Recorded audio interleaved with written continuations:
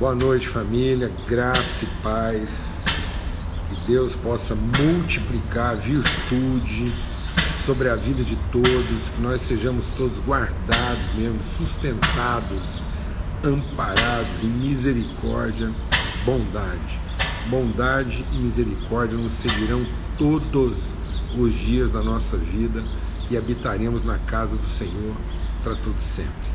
Graças a Deus, em nome de Cristo Jesus. Vocês estão aí percebendo o cenário. Estamos eu e o Mateus aqui juntos, né, na estrada, voltando para casa e para estar com os irmãos. Nos despedimos lá dos irmãos no encontro da CTPI. João Martins e Isabel estão a caminho de Florianópolis, um tempo maravilhoso. Eu estou aqui numa capela ecumênica à beira da rodovia dos Bandeirantes, um cenário assim muito curioso para a nossa live de hoje, né? Então a gente aproveitou essa cena aqui, esse lugar de reflexão. Agora há pouco tinha um irmão aqui tirando um tempo de oração na capela, e a gente precisa entender, né, esses lugares, essa condução, essa direção de Deus para a comunhão. Nós estamos compartilhando essa semana exatamente sobre isso, né? Sobre conduzidos à comunhão. Amém? E nós estamos falando sobre isso, sobre como nós somos levados pelo Espírito de Deus ao lugar de comunhão, ao lugar de reflexão. Eu quero ter uma palavra de oração agora, suplicar que Deus realmente nos sustente, nos oriente, que o Espírito Santo do Senhor fale mesmo a nossa vida, ilumine o nosso entendimento, né? Liberte a gente de todas as prisões de mente e de alma. Amém? Pai, muito obrigado pelo teu amor, obrigado pela tua bondade, obrigado pela tua infinita e renovada misericórdia sobre a nossa vida. As misericórdias do Senhor se renovam, são a causa de não sermos consumidos. Obrigado que nós somos conduzidos pelo Senhor ao lugar onde o Senhor quer nos revelar, manifestar e, ó Deus, iluminar os nossos olhos com a tua vontade. No poderoso nome de Cristo Jesus, que o nosso coração vive em liberdade, na certeza de que o Espírito Santo do Senhor nos conduz. Obrigado por esse lugar. Obrigado porque alguém algum dia colocou aqui a sua fé e a certeza de que poderia ser um lugar de reflexão, de meditação no meio do caminho. Com certeza muitas pessoas depositaram aqui a sua fé, sua esperança e a certeza de que seriam ouvidos pelo Senhor. Que o Senhor possa honrar e continuar abençoando a vida dessas pessoas, ó Pai. E que nós sejamos instrumentos de revelação por onde quer que a gente passe. No poderoso nome de Cristo Jesus do Senhor. Amém e amém. Graças a Deus. O texto que eu quero ler com vocês hoje aqui, falando sobre isso, né, sobre esse privilégio de sermos conduzidos por Deus à comunhão, é aqui em Mateus, no capítulo 4. Você está preparado aí para fortes emoções hoje, né, sobre o que quer dizer ser conduzido? Lembra que a gente falou lá na segunda-feira que a Trindade trabalha, né? Esse lugar de comunhão é o lugar onde a Trindade opera, né? Deus Pai, Deus Filho, Deus Espírito Santo. É estar em comunhão com Deus e uns com os outros, em nome de Cristo Jesus o Senhor. Esse lugar que Jesus quer. Aí a gente compartilhou ontem sobre isso, né? Jesus dizendo assim, tenho desejado ardentemente esse lugar de encontro. Agora veja, aqui em Mateus capítulo 4 diz assim: então Jesus foi levado pelo Espírito ao deserto para ser tentado pelo diabo. A gente já falou um pouco sobre isso, mas como agora a gente está falando especificamente sobre ser conduzido por Deus ao lugar de comunhão, lembra do Salmo 23, que diz assim: Ele me faz deitar em pastos verdejantes e repousar junto às águas tranquilas. Ele me toma pela mão e me faz andar pelo caminho que me ajusta, que me orienta. E aí, ainda que eu ande pelo vale da sombra da morte, não temerei mal nenhum, porque a tua vara e o teu cajado me consolam. Amados, para sermos conduzidos ao lugar de comunhão, nós temos que atravessar o vale das nossas sombras. O Espírito Santo é que vai nos conduzir ao deserto para sermos tentados, como filhos de Deus. Às vezes a gente pensa que quem leva Jesus para o deserto para ser tentado é o diabo. Mas não. Quem leva Jesus ao deserto para ser tentado, no caminho da comunhão, é o próprio Espírito Santo. Porque para que a gente tenha comunhão de fato com Deus e uns com os outros, nós precisamos ser confrontados com as nossas assombrações, com os nossos medos, com aquelas coisas que povoam nossa mente e nosso coração. Nós precisamos ser confrontados com aquilo que nos amedronta, com aquilo que nos resiste, com aquilo que nos perturba. Foi isso que Deus permitiu na vida de Jó. Jó disse assim: tudo aquilo que eu temia, tudo aquilo que era medo na minha vida, tudo aquilo que representava meus limites, minhas fragilidades, meus receios, Deus fez com que sobreviesse na minha vida. Então, nós não podemos estar limitados na nossa relação com Deus àquilo que nos assombra, àquilo que nos resiste, àquilo que representa na nossa vida qualquer tipo de dificuldade ou perseguição. Então, quem está levando Jesus ao deserto, no caminho da comunhão, e aí agora nós estamos falando da comunhão, a comunhão do propósito, a comunhão da vontade de Deus manifestada, a comunhão da entrega plena aos irmãos. Se nós não atravessarmos esse lugar, se nós não rompermos esse limite, nós vamos estar sempre aquém daquilo que é o verdadeiro propósito de Deus para a nossa vida.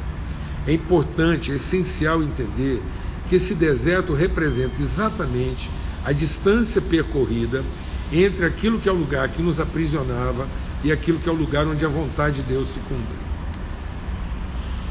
Nós temos que encarar isso.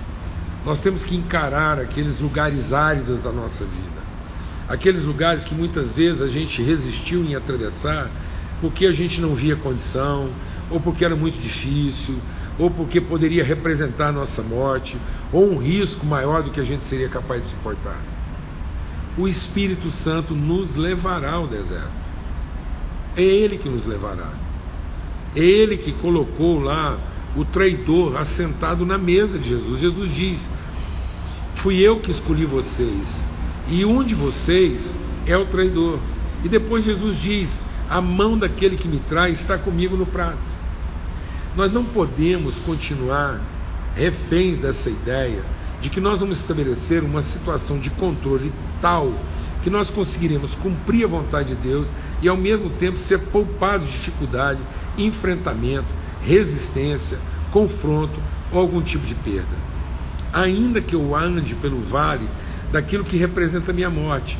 E aí é interessante essa figura do salmista, porque assim como o deserto representava a ausência de qualquer recurso, a ausência de qualquer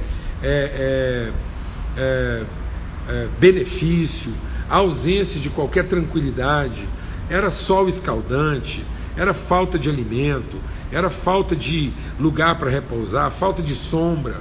É isso que o deserto representava. Temperaturas que iam do mais quente ao mais gelado. Amém. Da mesma forma, o salmista diz que isso é um vale. O vale quer dizer o lugar mais profundo. O vale quer dizer as partes mais baixas da terra. Isso quer dizer o seguinte: nós temos que ter disposição em Deus para ser conduzido pelo Espírito Santo a um total esvaziamento de capacidade de autossustentação. Qualquer mínima chance na nossa vida de achar que nós vamos estar sustentados por nós mesmos, amparados por nós mesmos, socorridos por nós mesmos, protegidos por nós mesmos ou por quem quer que seja, é maldição. A palavra de Deus diz: maldito o homem que coloca qualquer tipo, qualquer quantidade de expectativa em si mesmo. É essa confiança que a gente tem no próprio braço, é essa confiança de que a gente vai conseguir cumprir a vontade de Deus em ambientes tranquilos, protegidos, em que a gente vai estar sempre vivendo uma situação em que o recurso vai estar evidente. Não, mas o recurso nem sempre vai estar evidente. Primeiro a obediência, depois o recurso. E na verdade o recurso já estava lá disponível. Os anjos vieram e alimentaram Jesus com aquilo que já estava providenciado, aquilo que já estava preparado por Deus para servi-lo. É esse entendimento que a gente precisa buscar em Deus. Se não houver uma falência das nossas expectativas naquilo que são os recursos, os benefícios aparentes, objetivos, nós nunca vamos experimentar a suficiência, a provisão, a sustentação daquilo que é o invisível. A fé não é a confiança que se forma a partir daquilo que se vê. A fé não é a certeza daquilo que é o aparente. A fé não é você pensar que já que você chegou num jardim, você vai conseguir cumprir a vontade de Deus. Lembre-se de que nós fomos criados num jardim, colocados num jardim. O homem, Adão, e a sua casa, foi colocado num lugar onde não faltava nada, não faltava sombra, não faltava recurso, onde tudo que ele poderia desfrutar, tudo que ele poderia querer ou precisar para cumprir a vontade, estava ali diante dos olhos dele. Mas onde é que o Adão não percebeu ou não entendeu que o recurso deveria estar? É dentro dele, é na sua relação com Deus. E aliás, o Adão acabou se corrompendo porque ele foi buscar um recurso extra, né? Ele foi buscar uma experiência extra, ele foi comer um pouco mais daquilo que estava diante dele, porque a palavra de Deus diz que ele, quando ele viu o fruto, ele viu que era agradável aos olhos, era prazeroso no corpo, para dar entendimento, para dar força, para dar capacidade. É aí que a gente está se perdendo. A gente não está se perdendo na falta do recurso aparente, a gente está se perdendo na expectativa dele, de achar que é ele que vai fazer a diferença.